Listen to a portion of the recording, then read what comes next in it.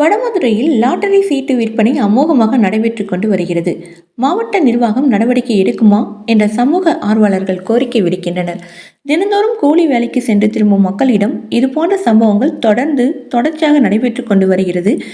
திண்டுக்கல் மாவட்ட செய்தியாளர் சித்திர பிரகாஷ்.